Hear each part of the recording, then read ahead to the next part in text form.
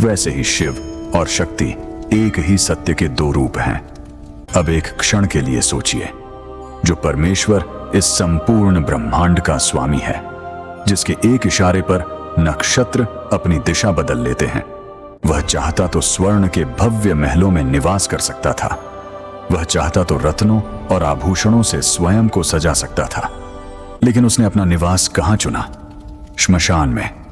शरीर पर क्या धारण किया? चिता की भस्म। गले में क्या पहना? मुंडमाल। जब साधारण मनुष्य यह देखता है तो उसके मन में विचार आता है कि यह कैसा देवता है जो महलों को छोड़कर श्मशान की धूल में बैठा है। जिसे दुनिया अपवित्र मानती है, वह उसी भस्म को अपने मस्तक पर धारण करता है।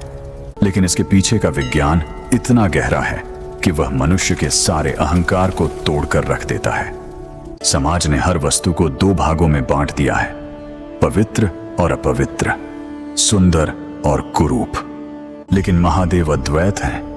उनका वह अघोरी रूप मुस्कुराकर मानो संपूर्ण संसार से कहता है, जहां तुम्हारी वासना, तुम्हारा मोह और तुम्हारा सारा अहंकार जलकर राख हो जाता है, मेरा असली वास वहीं से आरंभ होता है।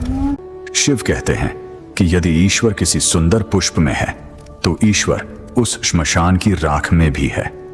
जिस मृत्यु से, जिस राख से यह संसार डर कर भागता है, महादेव उसे अपने गले से लगा लेते हैं।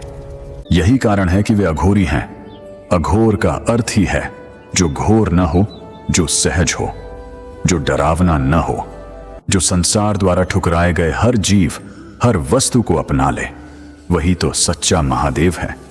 और यही अद्वैत का सिद्धांत हमें उस रहस्य की ओर ले जाता है जिसे हम सदियों से अपनी परंपराओं में निभाते आ रहे हैं। सावन का महीना, शिवलिंग पर गिरता हुआ पवित्र जल और वह कांटेदार विषैला धतूरा।